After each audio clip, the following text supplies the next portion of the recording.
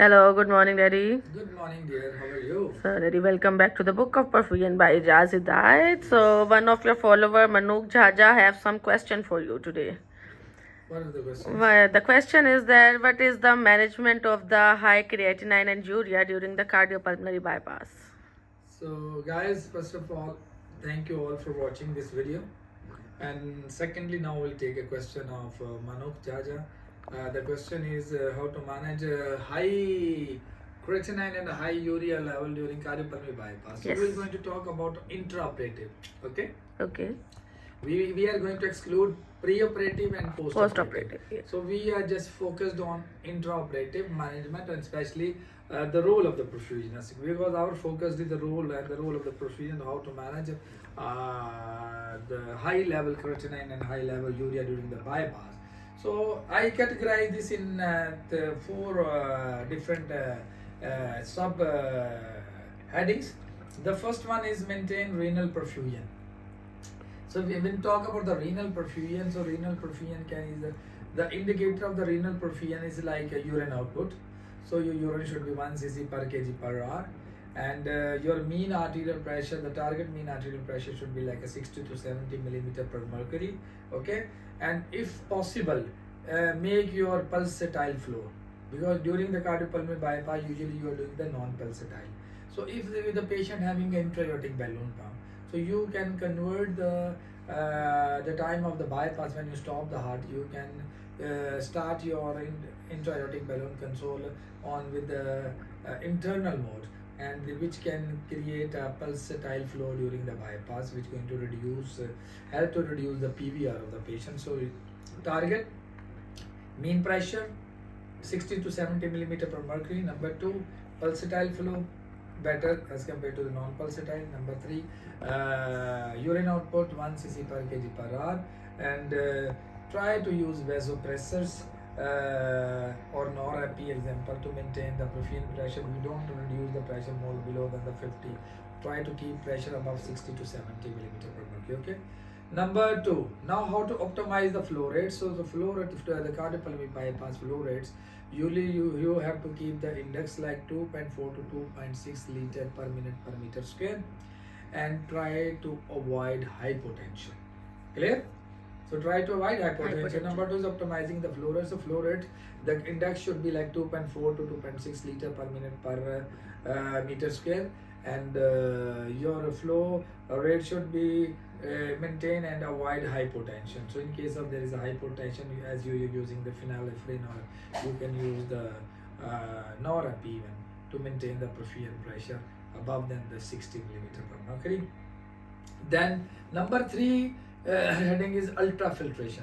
Ultrafiltration will play a very major role during these type of conditions, like where you have the high creatinine and high urea. So by using the ultrafiltration techniques, you can decrease the renal mediators. Actually, by doing your conventional ultrafiltration, you remove the fluid, excessive fluid. And number 2, by the modified ultrafiltration, you can remove the inflammatory mediators and excess fluids, and it's help to reduce the BUN, okay, and creatinine inflammations. So the most important the things as a perfusionist you can do, you have to do the conventional ultrafiltration and modified ultrafiltration, which will going to reduce the inflammatory mediator during and post of the pump. So this is one of the matter. Number 4, now you will come with the hemofiltration or hemodialysis. So intraoperative continuous veno hemofiltrations can be added during the cardiopulmonary bypass by severe azotemia. And then the most important thing here, just I want to highlight, to avoid nephrotoxins. So be careful selection of the anesthetic agents, contrast like usually 90, but this is not our topic here. So we on a pump we never use any dyes, and we never use reference. No, we never use. So we are just focused on intraoperative. So intraoperative, how to manage with the high creatinine, with the high interest. Yes, the most important is your mannitol. Mannitol work as a sequencers. it's helped to reduce the edemas. So sequencers, ultrafiltrations, conventional, modified ultrafiltration, mean pressures above than 60 to 70 millimeter per mercury. Pump flow should be not on the lower side. Always keep 2.4 to 2.6 liter per minute per meter square the flow, and try to avoid the hypoperfusion of the body, and try to keep like a temperature in a normothermia, or you can make a drift, but don't do the hypothermia more severe. So it will going to help to keep your kidney in functionals. So Shinza, what about you? What is your experience now, as you are also the perfusionist? So how you are managing the patient having the high creatinine, having the issue with the kidneys? For the patients having the high creatinine, it's better the way you explained it's very well. Like you already explained everything. As a perfusionist, our pressure should be high. It's between 75 to 85, most probably, so that the perfusion would be good. So the actual issue with the kidneys are that there are juxtaglomerular cells. So they are not the cells are not functioning properly. For that, we need to like give him the high pressures to the kidney so it can be perfused well. If it will be perfused well, then the urine output will be good, and our lactate will be also like they will get the good lactate in the normal range. So as a perfusionist, I think during the cardiopulmonary bypass, it's better to maintain the good pressure. So what are the indicators to manage the kidney function well? Lactate. Our lactate should be good. Perfusion. Our perfusion, like if we get the flow, our maximum flow is 4.0. So it's better to maintain that flow. Okay. So it can perfuse, because if we will perfuse less, then there definitely the kidney will be compromised. Yes. And then it will result in the. And then even you can do ultrafiltration. It's good. Blood conservation. The simple words. In a blood conservation, you will get like you can do like a wrap. Yeah, we can do that. If the creatinine is low, it's better to. But for the wrap, there is some consideration. Don't do wrap for every patient. No, the patient high, of course. Yeah. No, but the target the hemoglobin is also one of the indicator of to maintain the good kidney functions. Like you keep the hemoglobin around 40 to above 45. than 8 gram per deciliter. Yeah. So always keep around 10 grams per deciliter is the ideal hemoglobin during the bypass. So don't go below than the 7 on a pump, especially this type of the patient. So keep the good hemoglobin level. Keep mean pressure should be above than the 60, mean 60 to 80 in the range of 80. Then use the medications like mannitol, sequencers.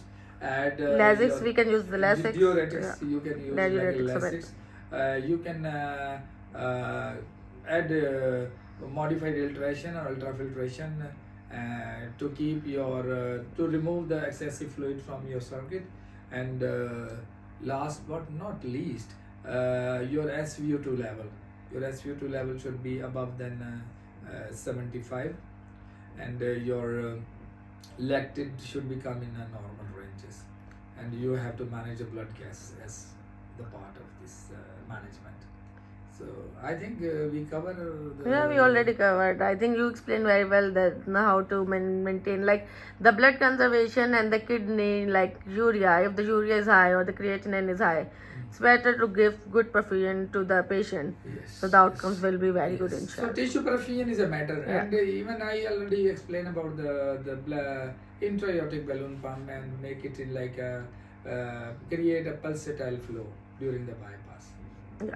Or if you have the machines, Harling machines available who can create a pulsatility, yes, you can change the mode of it from continuous flow to pulsatility flow. Hope clear? Yeah. Thank you. Thank you. Manoj, hope I try my best. Hope you understand how to manage the patients having the high creatinine and or high urea, and the patients like acute kidney issues can manage to keep high flow, high pressures, less hypothermic, and urine output, sequencers, ultrafiltrations. All this will going to help to keep your kidney functions better. Guys, if you like this video, please share among your community, with your friends. Like, share, comments, We are waiting for your valuable inputs and valuable comments and new questions. Have a nice and good day. Bye.